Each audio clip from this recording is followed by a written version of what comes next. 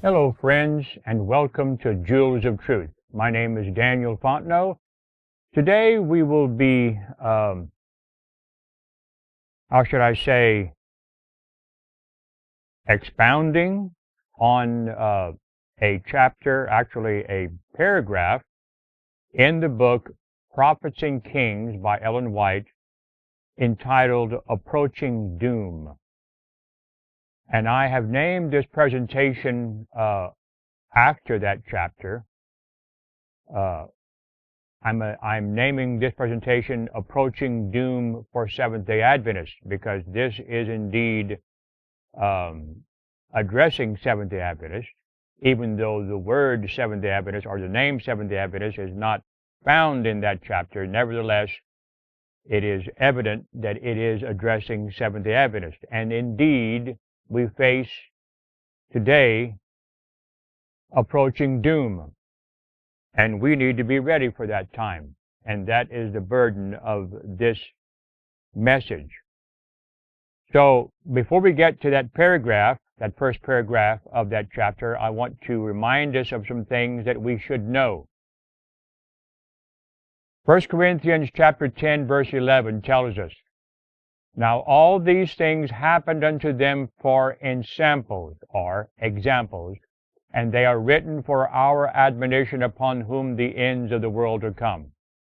I believe that that verse applies to the entire Bible, not just one segment of the Bible, one section or one chapter or one book, but the entire Bible are ensamples upon us at the end of the world.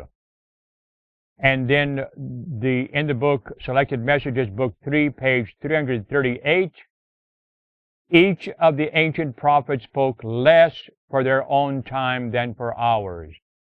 Do you believe that? This is from the pen of inspiration. The ancient prophets spoke less, and she says prophets in the plural. That means all the prophets spoke less for their own time than for ours, so that their prophesying is enforced for us. Now, prophesying doesn't only include foretelling future events, okay? It's broader than that. Now, all these things happen unto them for ensamples, and they are written for our admonition, upon whom the ends of the world are come. Not unto themselves, but unto us did they minister the things which are now reported unto you by them that have preached the gospel unto you with the Holy Ghost sent down from heaven, which things the angels desire to look into. 1 Peter 1:12. So that would include the history of ancient Israel. That would even include Ellen White, even though she's not ancient, okay? Those things which are written before are written for those at the end of the world. Now, in the book Testimonies for the Church, Volume 5, page 160, we are told that the children of Israel are repeating the history, we, Seventh-day Adventists, are repeating the history of the children of Israel. It says, "Satan's snares are laid for us, Seventh-day Adventists, as verily as they were laid for the children of Israel, just prior to their entrance into the land of Canaan." We are repeating the history of that people. And not only when Ellen White wrote these words, but even today in 2025. But also, the Spirit of Prophecy, the pen of inspiration, tells us that the people of the world are repeating the history of the Jews. And that's from Signs of the Times, June 11th, 1894. If you have the notes to this presentation, you will see that in the notes. Okay, now here is the two paragraphs that I mentioned a moment ago from Prophets and Kings, page 422. This is from Prophets and Kings, and the chapter entitled Approaching Doom. The first years of Jehoiakim's reign were filled with warnings of approaching doom. Now keep in mind that all this was written for our admonition, upon whom the ends of the world are come. The prophets wrote more for our time than for theirs. The word of the Lord spoken by the prophets was about to be fulfilled. The Assyrian power to the northward, long supreme, was no longer to rule the nations. Egypt on the south, in whose power the king of Judah was vainly placing his trust, was soon to receive a decided check. All unexpectedly, a new world power, the Babylonian Empire, was rising to the eastward and swiftly overshadowing all other nations. Within a few short years, the king of Babylon was to be used as the instrument of God's wrath upon impenitent Judah. Again and again, Jerusalem was to be invested and entered by the besieging armies of Nebuchadnezzar. Company after company, at first only a few, but later on, thousands and tens of thousands were to be taken captive to the land of Shinar, there to dwell in enforced exile.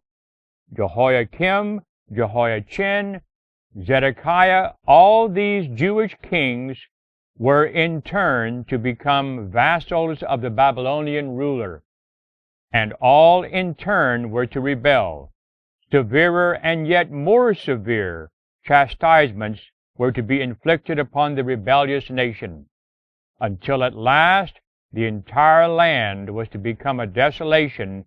Jerusalem was to be laid waste and burned with fire.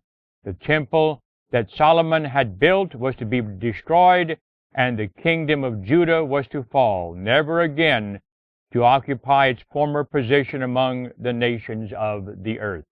And again, that's from Prophets and Kings, page 422.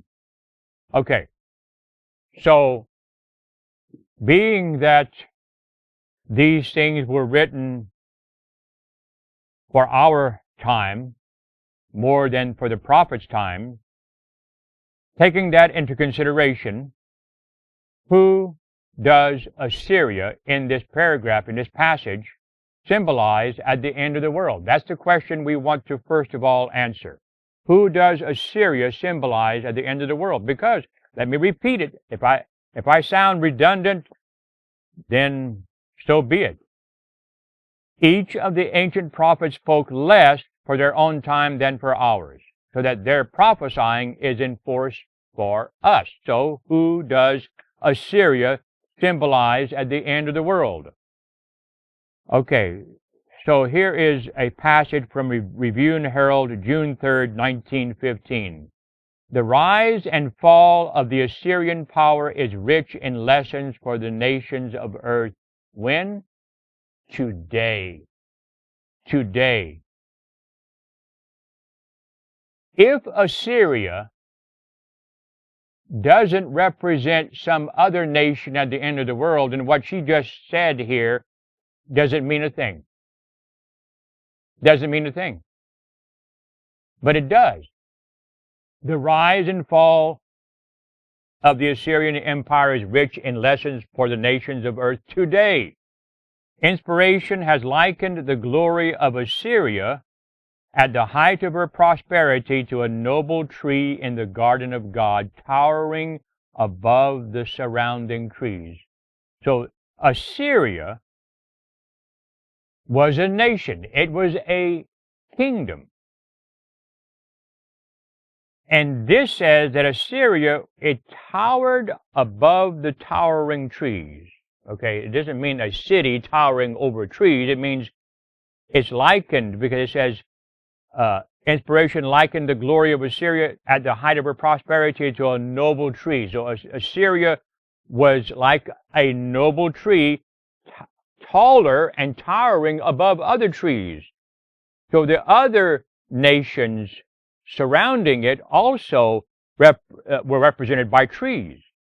Is there a nation today that towers above the surrounding nations? The Assyrian was a cedar in Lebanon with fair branches and with a shadowing shroud, and of a high stature, and his top was among the thick boughs. Under his shadow dwelt all great nations. Thus was he fair in his greatness, in the length of his branches, for his root was by great waters. The cedars in the garden of God could not hide him. The fir trees were not like his boughs, and the chestnut trees were not like his branches, nor any tree in the garden of God was like unto him in his beauty. All the trees of Eden that were in the garden of God envied him. Okay?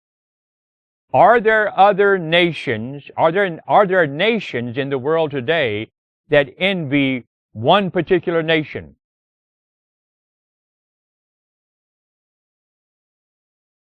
You should know, everyone should know the answer to this question. It says, the other trees in the garden were not like unto him in his beauty. Are there nations that are not like one particular nation? Is there one nation greater than all the other nations on the earth today? But the rulers of Assyria, instead of using their unusual blessings for the benefit of mankind, became the scourge of many lands.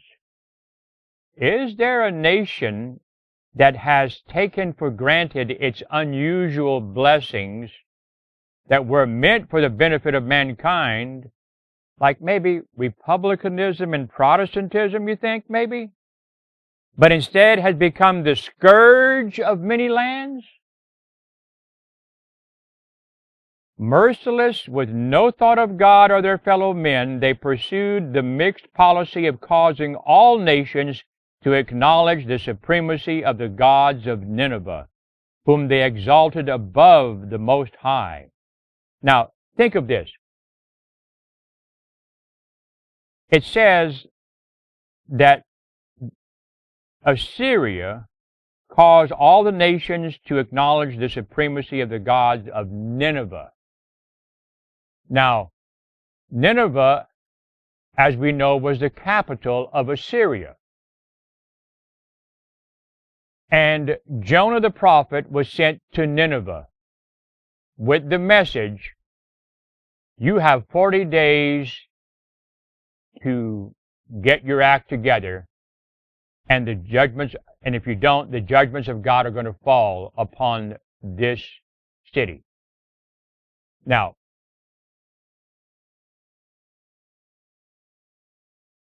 in Adventism, we know that God sent a message to a certain country, the United States of America.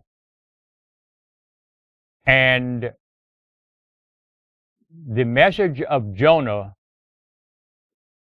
or rather that message, under 2,300 days, then shall the sanctuary be cleansed, was compared, if you read what the pioneers say about even the spirit of prophecy, mentions the message that God sent to Noah as an example. God sent a message through Jonah to Nineveh. Okay? And even the spirit of prophecy compares or says that that is an example of the message that God sent to the world, and that event, that message was given primarily in the United States of America in the 1840s. What I'm saying here is that Nineveh, or Assyria, is an example of the United States of America. And I repeat, God sent a message to the world in the 1840s, unto 2,300 days, then shall the sanctuary be cleansed, okay? That message was like Jonah's message, which was given to Nineveh and, of course, Assyria. And so the statement goes on God sent Jonah to them with a message of warning, and for a season they humbled themselves before the Lord of hosts and sought forgiveness. But soon they turned again to idol worship and to the conquest of the world. So the United States primarily was given that message in the 1840s. Though it was given to the entire world was made aware of it, but it was given primarily in the United States of America. And for a while there were some who repented. But then, when the disappointment came, they turned back to the world. It only caused even the message was even given in the halls of Congress. Okay? Study the book, The Great Controversy. That message of the 2300-day prophecy of Daniel 8:14 was given in the halls of Congress, but unfortunately, it only caused the people of this nation to just hesitate for a moment, okay? Got their attention for a moment, but then they returned back to the conquest of the world. The pride of Assyria and its fall are to serve as an object lesson to the end of time. Of the nations of earth today who in ignorance and pride array themselves against him, God inquires, to whom art thou thus like in glory and in greatness among the trees of Eden? Yet thou shalt be brought down with the trees of Eden unto the nether parts of the earth. Thou shalt lie in the midst of the uncircumcised with them that be slain by the sword. And that again, that passage was from Review and Herald, June 3rd, 1915. Another one, Prophets and Kings, page 366. The pride of Assyria shall be brought down, and the scepter of Egypt shall depart away. Zechariah 10:11. This is true not only of the nations that array themselves against God in ancient times, but also of nations today who fail of fulfilling the divine purpose. Prophets and Kings 3:66. So, as it was with Syria, so it has been with the United States. We read in Spirit of Prophecy, Volume 4, 398, you see a striking similarity in what she's going to say in her description of the United States of America with what she already said about Assyria. The greatest and most favored nation upon the earth is the United States. A gracious providence has shielded this country and poured upon her the choicest of heaven's blessings. With Syria, her blessings were called, how does it say it? Her unusual blessings, I believe. Yeah, unusual blessings meant for the benefit of mankind, okay? In this statement, it says that heaven or providence has poured upon her the choicest of heaven's blessings. Here the persecuted and oppressed have found refuge. Here the Christian faith in its purity has been taught. This people have been the recipients of great light and unrivaled mercies. But these gifts have been repaid by ingratitude and forgetfulness of God. That's exactly what Assyria did. The Infinite One keeps a reckoning with the nations, and their guilt is proportioned to the light rejected. A fearful record now stands in the register of heaven against our land, but the crime which shall fill up the measure of her iniquity is that of making void the law of God. Spirit of Prophecy, Volume 4, page 398.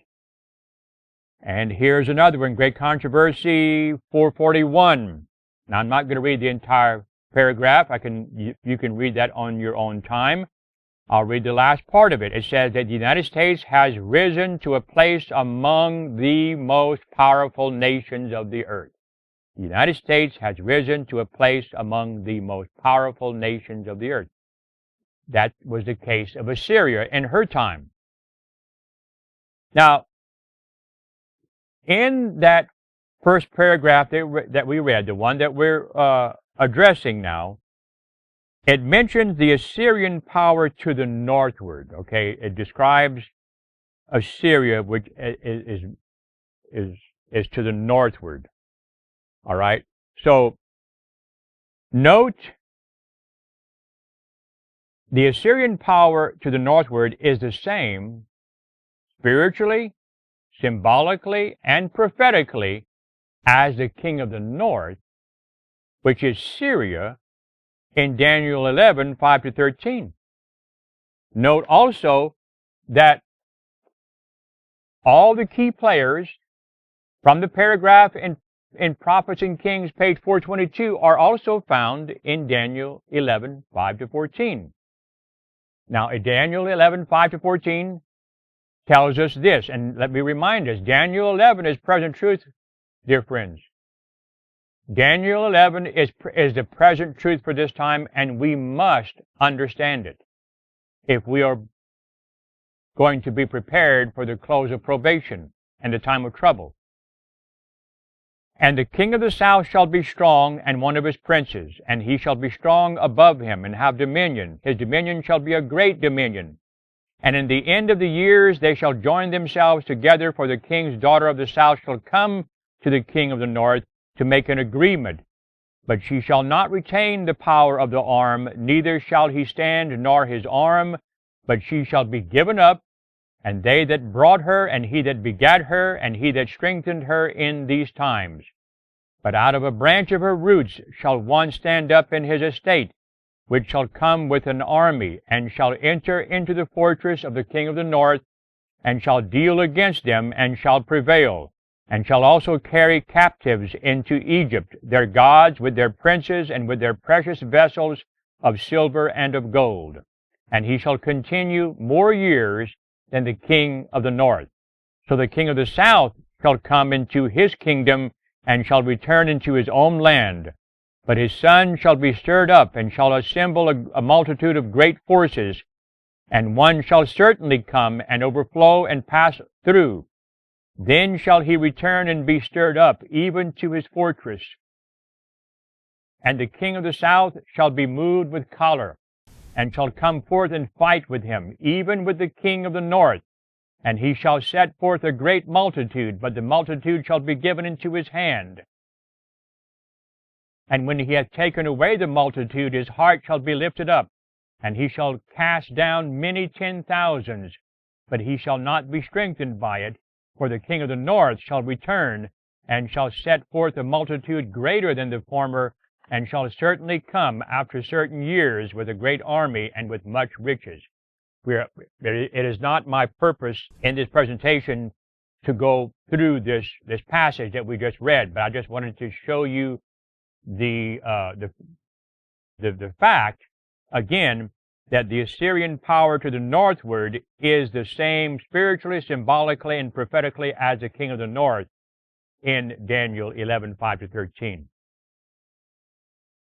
Who does Egypt symbolize at the end of the world? Because the passage that we're addressing tells us that Egypt on the south, in whose power the king of Judah was vainly placing his trust, was soon to receive a decided check. Okay? So, Egypt equals the dragon. And Ezekiel 29, 1-3 tells us this.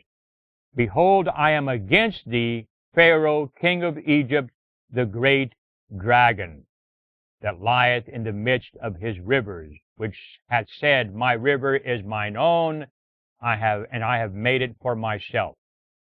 Now, let's kind of go on here and just please follow my reasoning here, because this can be kind of tricky. All right? So we're going to read a passage here from The Great Controversy, page 269-270. I may not read all of it. I'm going to emphasize the bolded. It had been Rome's policy, under a profession of reverence for the Bible, to keep it locked up in an unknown tongue and hidden away from the people.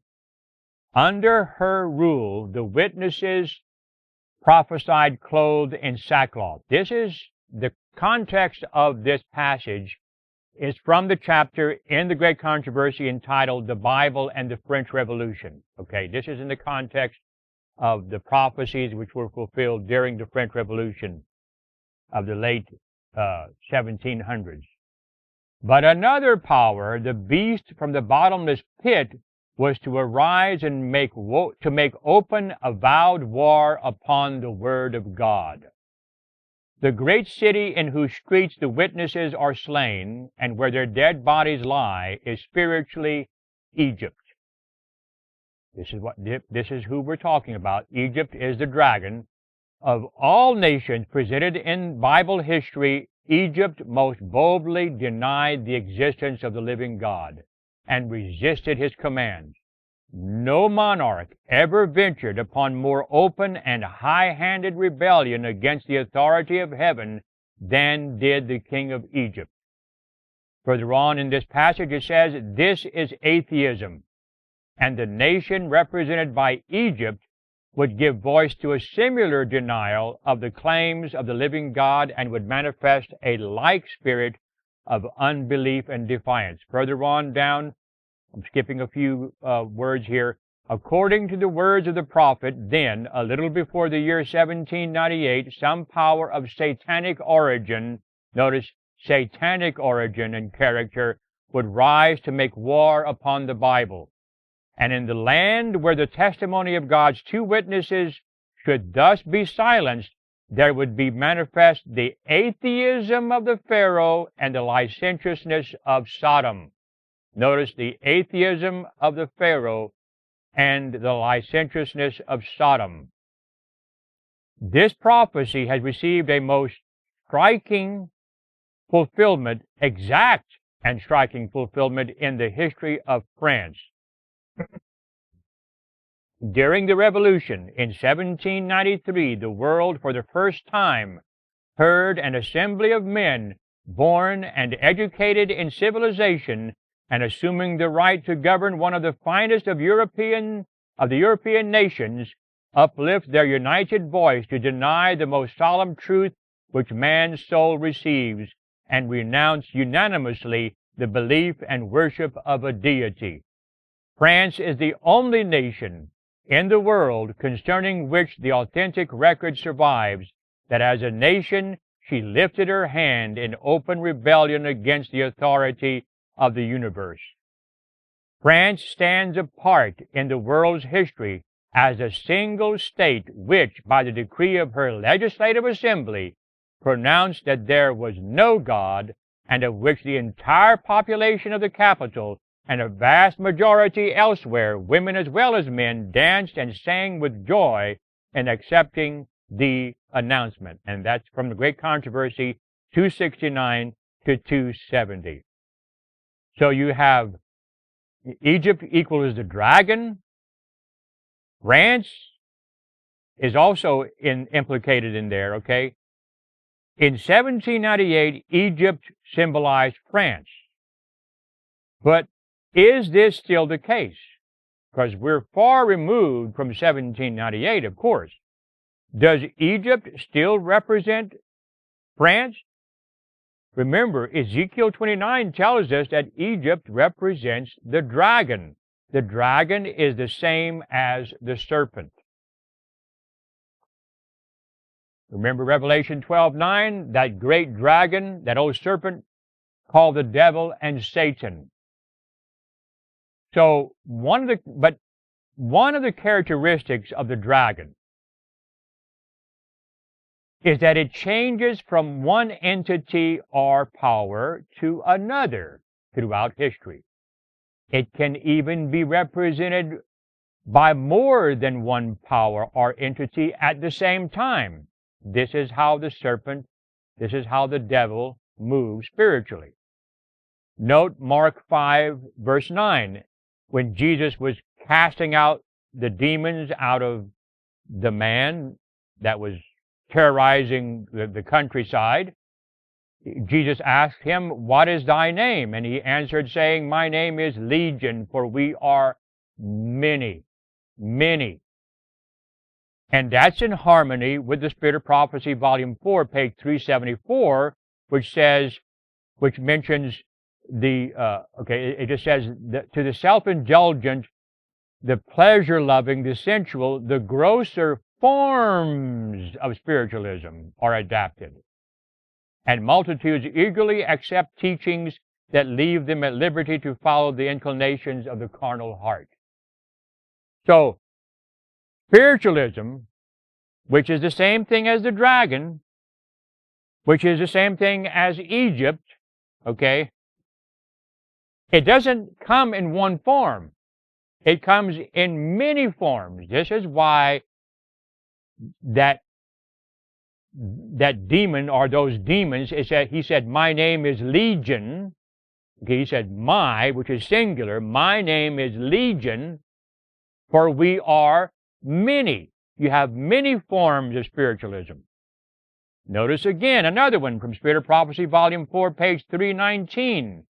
When Lucifer was rebelling against God in heaven, to sustain his charge of God's injustice toward him, he resorted to misrepresentation, even of the words and acts of the Creator.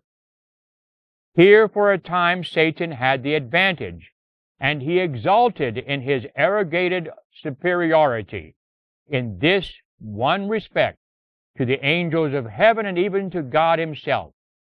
So he had the advantage over God in this respect, in this one respect.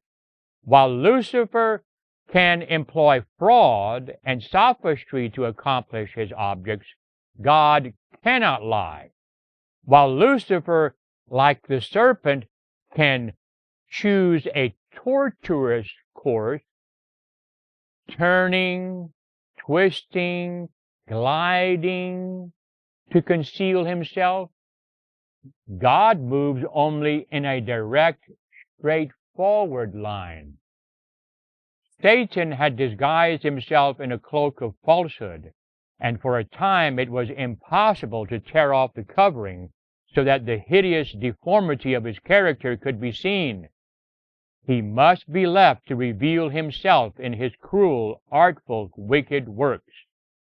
So, this tortuous course, turning, twisting, gliding to conceal himself, is in harmony with the fact that spiritualism comes in many forms. This is why you have atheism, communism, evolutionism, all kinds of isms out there.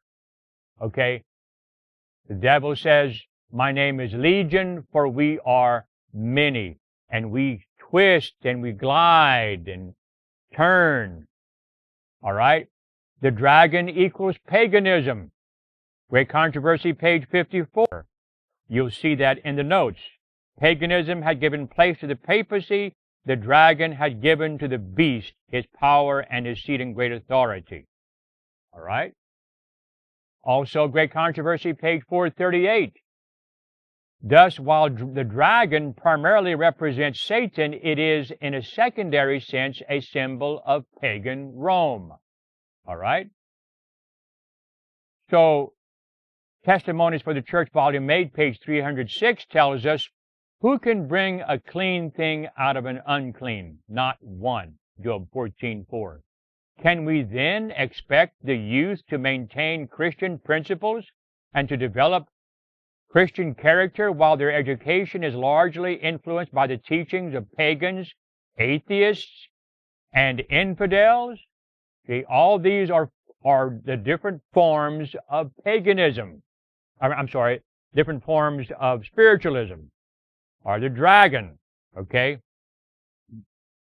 So, paganism, communism, atheism, etc., are all embodied in the United Nations. Therefore, the United Nations is the dragon and is symbolized by Egypt. Now, I probably should have put Revelation 16. I should have put it that way. Because, you know, what we're talking about really is the threefold union. Okay, Revelation 16, John says, "And I saw three unclean spirits come out of the mouth of the dragon, and out of the mouth of the beast, and out of the mouth of the false prophet." Now, some people have a hard time, it seems, because I know I mentioned this to one fellow once in a Bible study at a church nearby, and he had a difficult time with me saying that the dragon is embodied in the United Nations. And the United Nations is the dragon, and it is embodied in, you know, the United Nations is the embodiment of spiritualism, atheism, communism, all of these isms, okay? But consider this, dear friends. We know, or we should know, as Seventh-day Adventists, that in the verses that I just read to you here, okay, the dragon, the beast, and the false prophet, any Seventh-day Adventist who has studied prophecy in depth knows that the beast is the Roman Catholic Church, the papacy. The false prophet is the United States of America. Okay, though these symbols have they have entities, okay? You know, the beast is the Roman Catholic Church, the papacy. You can see it, okay? It's there at the Vatican. You can see it in the churches throughout the world. The United States is the same thing. The false prophet, you can see it with your eyes, the churches, the ministers, okay? So, common sense should tell us it's the same thing with the dragon. It has an entity. I can't think of any other word than entity. Okay?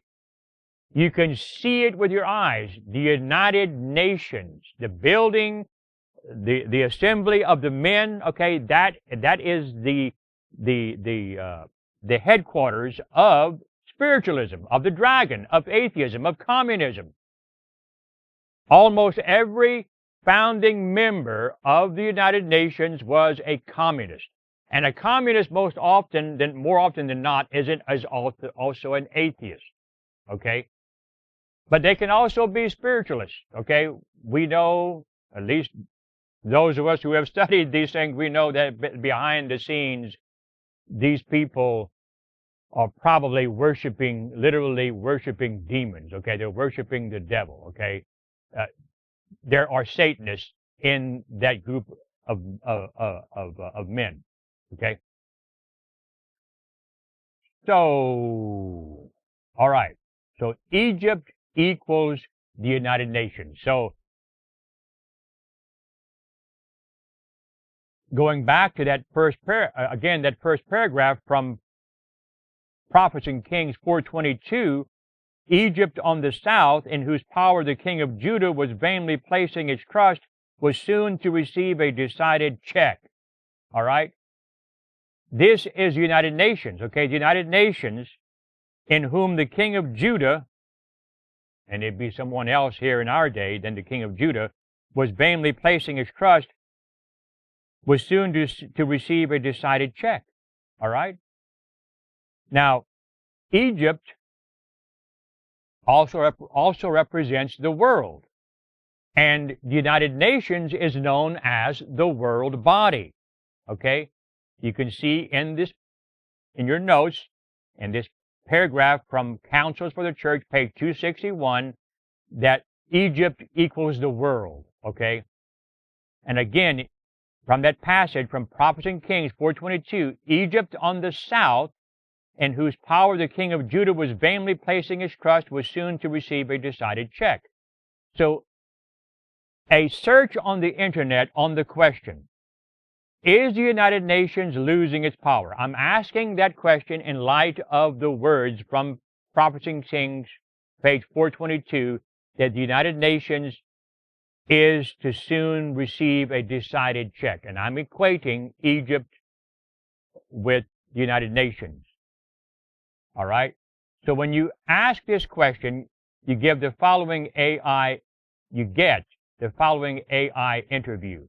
Yes, quote, yes, many observers suggest the United Nations is losing power and influence due to various factors, including geopolitical tensions, outdated structures, and a lack of effective responses to global crises. While the UN remains an important multilateral forum, its effectiveness and relevance are being questioned. Okay, this implies that it is soon, if not already, receiving a decided check. Now, here is a list of titles of articles found on the internet on the question of whether or not the United Nations is losing its power. Number 1, Judy asks, is the United Nations still fit for the purpose? Number 2, the United Nations has lost its relevance. Number 3, is the UN becoming irrelevant? Number 4, the UN is dying before our eyes. Can something take its place? That's a very interesting question, because something will take its place, dear brothers and sisters. Something will take its place, or it will be resurrected, as one of the articles imply. Number 5, has the United Nations outlived its usefulness? Number 6, crumbling, dying United Nations, who will resurrect it? Number 7, is the UN still relevant after 75 years of existence? And number 8, one YouTube video is entitled, Why the United Nations is Obsolete. Okay? It's not doing what it used to do. It can't do what it used to do. Will someone resurrect it? Yes. And I predict that it will be Donald Trump who will resurrect it. As I have said, this might shock some of you. I said it before in another video quite a few months ago that Donald Trump will become the head of the United Nations. And I say that based on Daniel 11 verses, actually 2 and 3. Daniel 11 verses 2 and 3. And if you want to find out, why I said that, then you can ask me for the title to that video later. I don't remember the name of the presentation. Like I said, that may come as a shock to some of you, but I can show you why I said that at a later time. Okay, so these are the verses right here, Daniel 11, 2 through 5. And now will I show thee the truth. Behold, there shall stand up yet 3 kings in Persia, and the fourth shall be far richer than they all, and by his strength through his riches he shall stir up all against the realm of Grecia. And a mighty king shall stand up that shall rule with great dominion and do according to his will, etc., etc. All right. I explained this in another video. If you want to know why I said that, then you need to go look for that video, because I know I probably put, I think maybe one of the presentations was entitled, What the Bible Says About Donald Trump, or something like that. Okay, you can go back to my video list and search for that video. Okay, Greece equals Egypt equals the world. The Desire of Ages, page 621, tells us the Greeks, representing the nations, tribes, and peoples of the world, came to see Jesus. All right? The Greeks represent the world. Not just Egypt, but also Greece represents the world. And you have also Councils for the Church, page 261, equating Egypt with the world. As ancient Israel came out of Egypt, so God's people, let me start over on this. It says, as the Sabbath was the sign that distinguished Israel when they came out of Egypt to enter the earthly Canaan, so it is the sign that now distinguishes God's people as they come out of the world to enter the heavenly rest. Okay? So there you have it. Egypt represents the world. Now, Here is a passage from Stephen Haskell in his book, The Story of Daniel the Prophet. He says,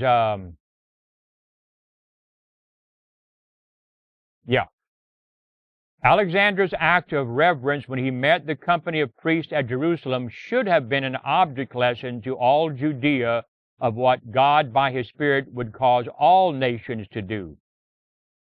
But so blinded by Greek teaching were those Jewish leaders, and yes, Seventh-day Adventist leaders have been blinded by Greek teaching, even at that time, that they failed to see this. Instead of flocking to Alexandria for the wisdom of Greece, nations should have sent their youth to schools of the prophets at Jerusalem. And scholars of the world should have sought wisdom from those who knew the God of wisdom. But it was not so. Israel then was as the church of today. Instead of leading by virtue of the spiritual life, she sought the wisdom of Egypt and Greece. Such things bring sadness to the angels of God. Stephen Haskell, The Story of Daniel the Prophet, page 197. Yes, even today, Seventh-day Adventists, particularly ministers and leaders in the Adventist church, are seeking the wisdom of Egypt and Greece. Just search it out, dear brothers and sisters. I don't have time to get into all this. I have addressed this in other videos in the past. So consider Prophecy in Kings 4:22 once again. The first years of let me just read the bolded. The Assyrian power to the northward, long supreme, was no longer to rule the nations. Egypt on the south, in whose power the king of Judah was vainly placing his trust, was soon to receive a decided check. All unexpectedly, a new world power, the Babylonian power, was rising to the eastward and swiftly overshadowing all other nations. All right. Now I'm saying the United States will no longer rule the nations. During the time when doom is approaching, Seventh-day Adventists, the United States, represented by the Assyrian power, which has long been supreme, will soon no longer rule the nations.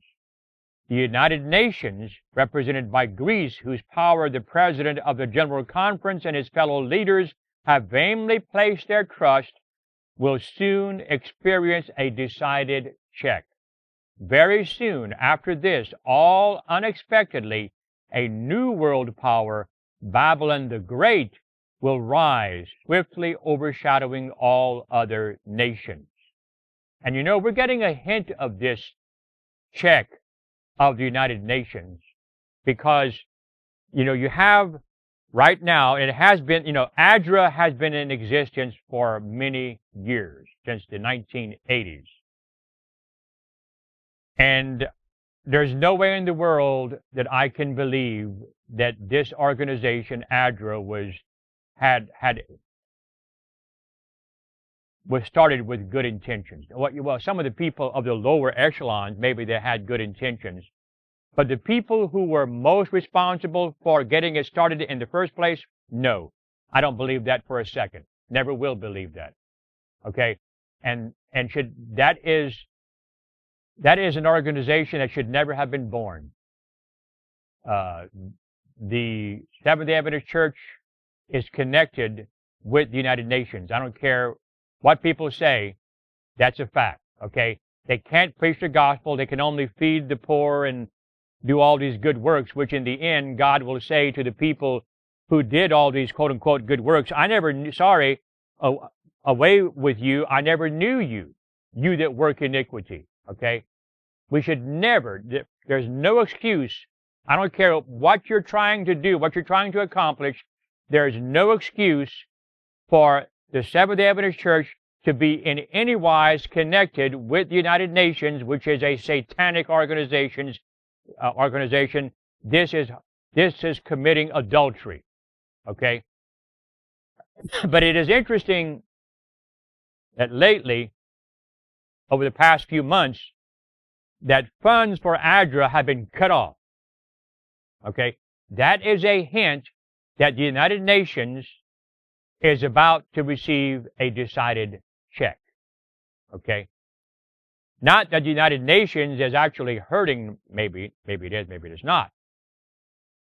But the General President of the General Conference and his fellow leaders have vainly placed their trust in the United Nations by being connected with it, with this ADRA. Okay? So, earlier in this study, in the Great Controversy, page 441, was quoted. It states that the United States has risen to a place among the most powerful nations of the earth. Since the time when these words were written, the United States has risen to the point of being the most powerful nation upon the earth. See, the times have changed. The United States is not among the most powerful nations of the earth. That you could maybe make that point, but now it's the most powerful nation on the earth. Revelation 13 verse 12 states, "And he exerciseth all the power of the first beast before him, and causeth the earth and them which dwell therein to worship the first beast, whose deadly wound was healed."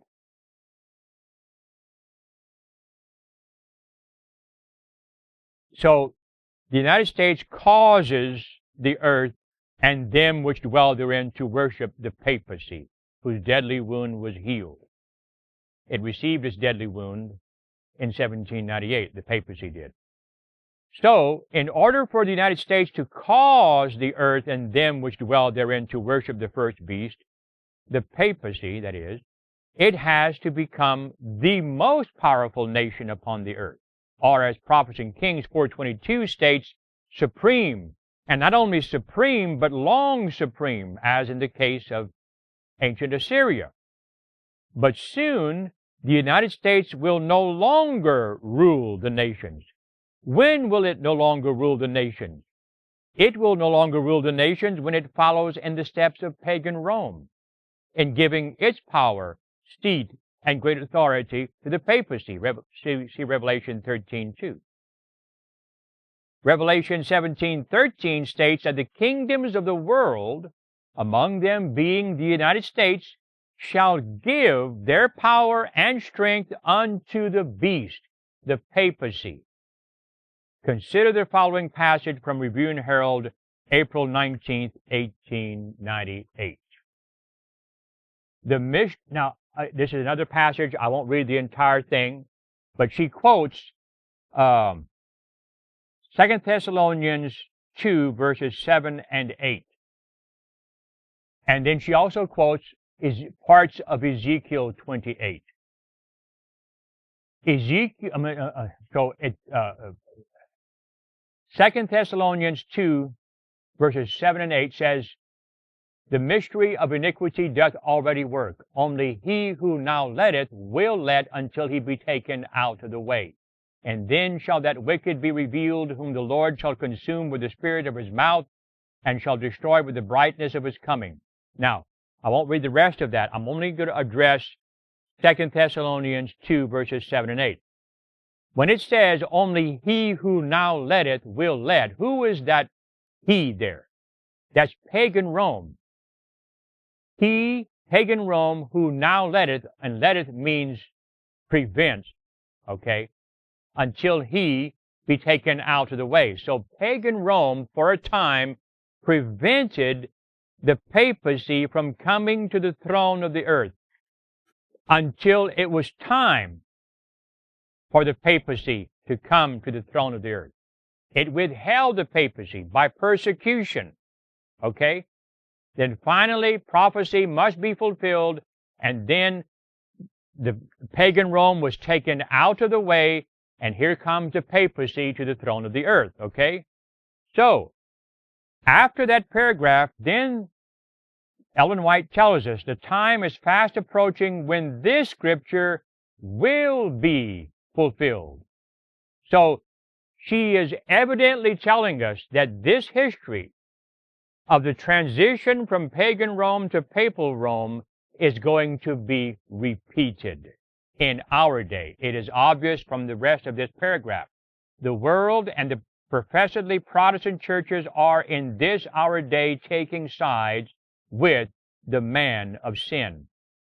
And she tells us that the great issue that is coming will be on the seventh-day Sabbath.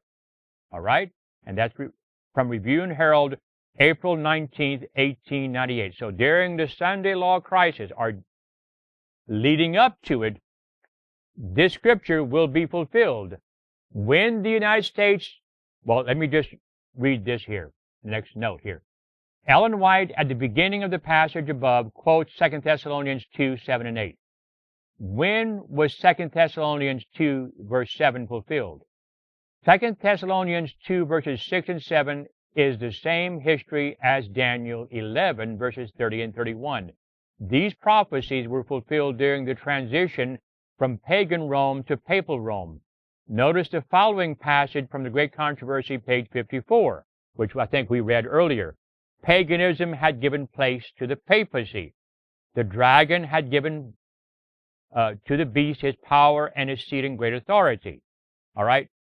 So 2 Thessalonians 2, verses 6 and 7, and Daniel 11, 30 and 31, and Revelation 13, 2 are all speaking of the same history, when pagan Rome gave its power and strength to the beast of Catholicism. But inspiration tells us, the spirit of prophecy tells us that this history will be repeated.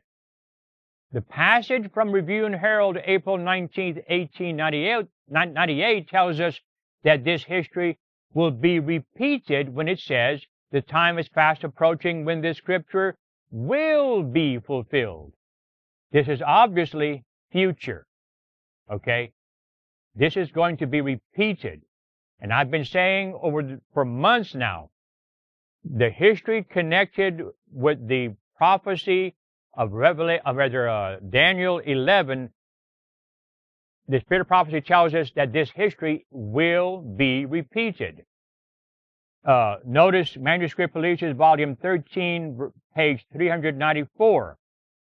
It says, much of the history that has taken place in fulfillment of this prophecy, and she's speaking here of Daniel 11, will be repeated. In the 30th verse, a power is spoken of that shall be grieved and return and have indignation against the holy covenant.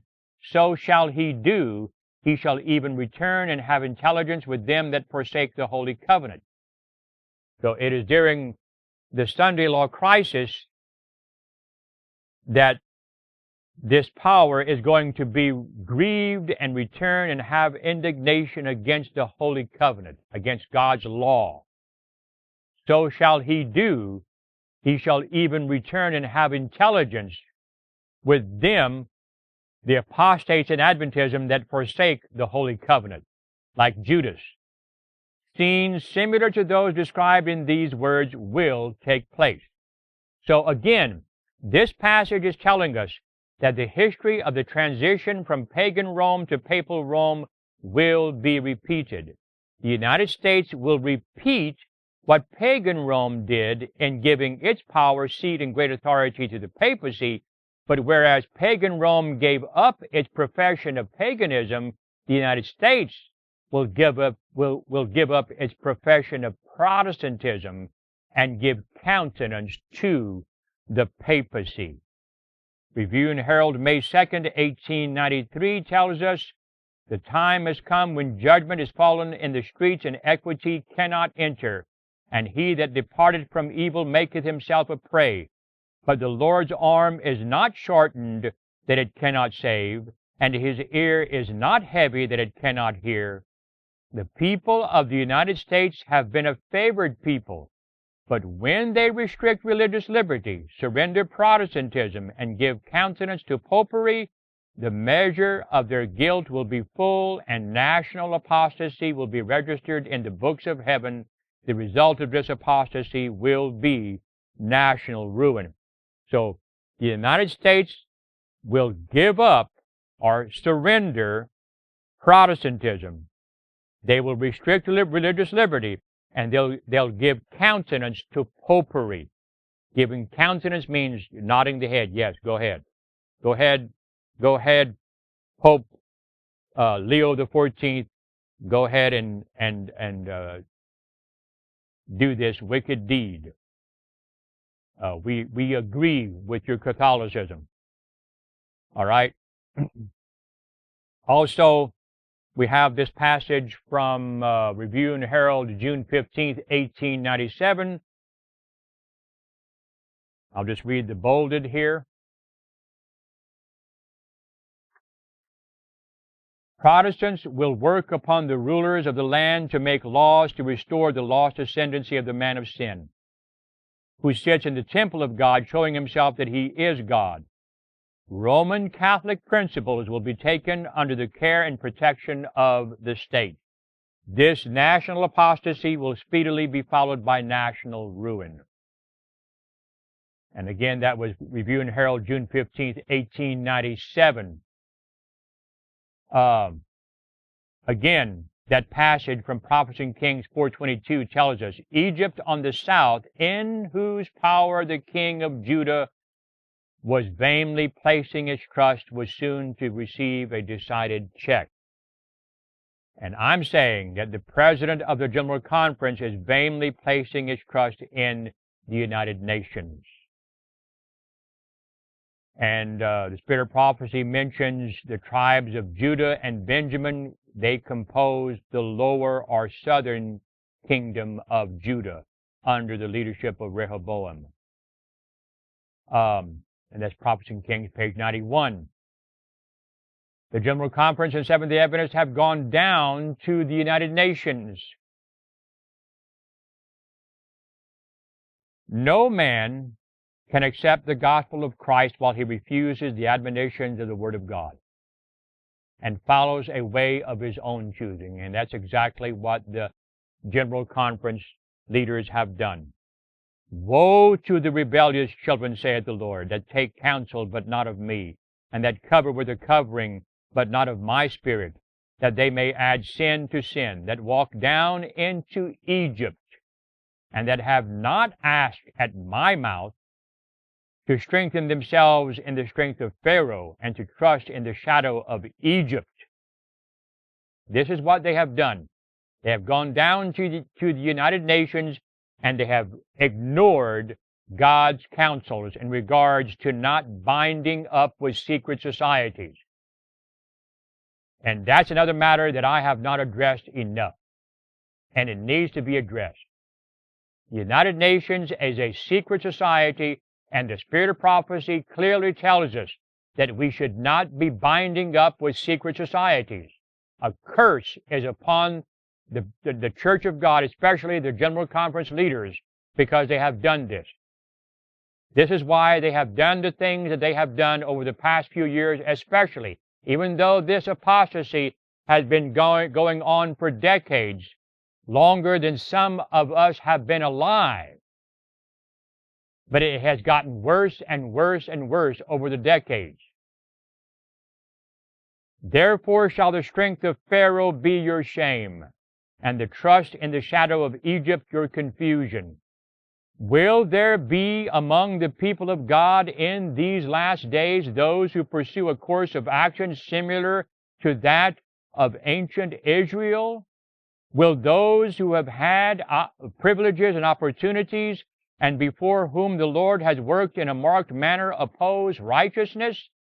Shall there be among us those described by the prophet as rebellious people, lying children, children that will not hear the law of the Lord, which say to the seers, see not, and to the prophets, prophesy not unto us right things, speak unto us smooth things, prophesy deceits, get you out of the way, turn aside out of the path, cause the Holy One of Israel to cease from before us. Review and Herald, February 27, 1900.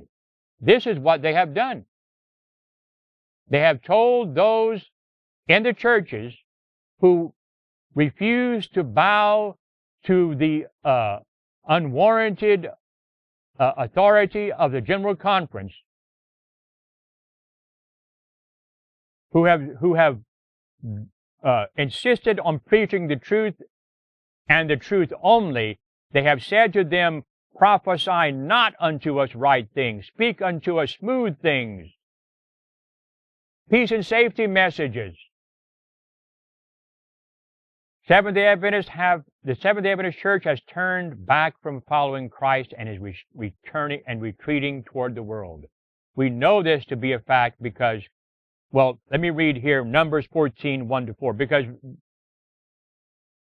dear brothers and sisters, with ancient Israel, they always had the tendency, the desire, the yearning to go back to the land of Egypt. When they were on the borders of the promised land, this is what is recorded. And all the congregation lifted up their voice and cried, and the people wept that night.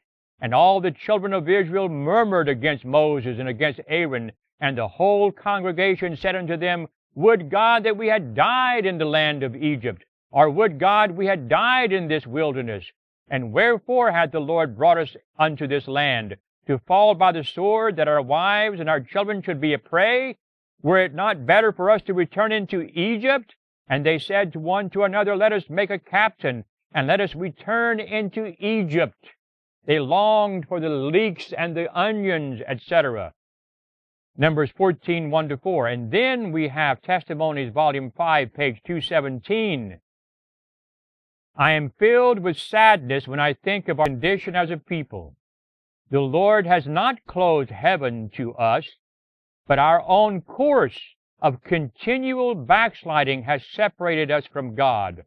Pride, covetousness, and love of the world have lived in the heart without fear of banishment or condemnation. Grievous and presumptuous sins have dwelt among us, and yet the general opinion is that the church is flourishing, and that peace and spiritual prosperity are in all her borders. Yes, that is the attitude of the church today.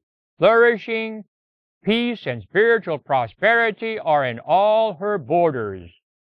The church has turned back from following Christ, her leader, and is steadily retreating toward Egypt. And that was written during the times of Volume 5 of the Testimonies. This is like in the 1880s. Yet few are alarmed or astonished at their want of spiritual power. Doubt and even disbelief of the testimonies of the Spirit of God is leavening our churches everywhere. Satan would have it thus. That's just the way Satan would have it. You go even in the small Seventh-day Adventist churches, even in the little country churches, and you will find disbelief of the testimonies, doubt of the testimonies of the Spirit of God. All right, so I have in your notes all of Jeremiah chapter 44, the whole chapter, okay? This emphasizes the fact that God's people have gone to dwell in the land of Egypt. But I'm not going to read that entire chapter. I'll let you read it on your own time, because there's a lot of pages in these notes here. I'm not going to address that at this time, but I would encourage you to study Jeremiah chapter 44. So, all unexpectedly, let me read again from Prophets and Kings 4:22. But I'm changing some words here, okay? You have to. I'm changing because that's what they mean to us at the end of the world, okay? All unexpectedly, a new world power, the Babylonian Empire, okay, was rising to the eastward and swiftly overshadowing all other nations, okay? So I'm saying that all unexpectedly, a new world power, great Babylon of the book of Revelation is rising and swiftly overshadowing all other nations. So, Great Controversy 81 tells us, and let it be remembered, it is the boast of Rome that she never changes. The principles of Gregory the Seventh and Innocent the Third are still the principles of the Roman Catholic Church. and had she but the power, she would put them in practice with as much vigor now as in past centuries. Protestants little know what they are doing when they propose to accept the aid of Rome in the work of Sunday exaltation. While they are bent upon the accomplishment of their purpose, Rome is aiming to reestablish her power to recover her lost supremacy. Let the principle once be established in the United States that the church may employ or control the power of the state, that religious observances may be enforced by secular laws, in short, that the authority of church and state is to dominate the conscience, and the triumph of Rome in this country is assured. God's word has given the warning of the impending danger. Let this be unheeded, and the Protestant world will learn what the purposes of Rome really are, only when it is too late to escape the snare. She is silently growing into power. Her doctrines are exerting their influence in legislative halls, in the churches, and in the hearts of men. She is piling up her lofty and massive structures in the secret recesses of which her former persecutions will be repeated. Stealthily and unsuspectedly, she is strengthening her forces to further her own ends when the time shall come for her to strike. All that she desires is vantage ground, and this is already being given her. We shall soon see and shall feel what the purpose of the Roman element is. Whoever shall believe and obey the word of God will thereby incur reproach and persecution. Notice it says that Rome is moving stealthily and unsuspectedly. This is very, very similar to the wording of Prophecy Kings 4:22, that paragraph that we're addressing. It says, all unexpectedly, a new world power, the Babylonian power, was rising to the eastward and swiftly overshadowing all other nations. In this, it says, stealthily and unsuspectedly, she is strengthening her forces to further her own ends when the time shall come for her to strike. And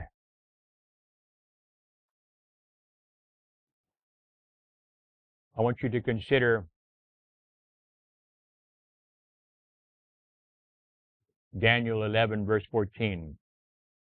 And in those times many shall stand up against the king of the south.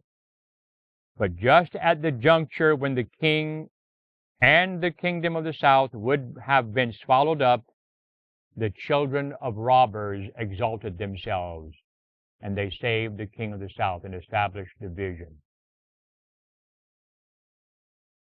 The papacy, Rome, establishes division. All right, so there you have it. I know this may have been difficult for some of you to swallow, but nevertheless, the message must be given whether they will hear or whether they will forbear. We hope and pray that you will study these things out and not jump to unnecessary conclusions. That we hope and pray that you will decide to tap that like button so that it can be sent far and wide to those who are hungering for truth in these last days. If you have any questions or comments, then by all means place them at the bottom of this video. And if you haven't subscribed, we hope that you will do so today. We thank you for joining us here at Jewels of Truth. We hope and pray that you will have a good day in the Lord.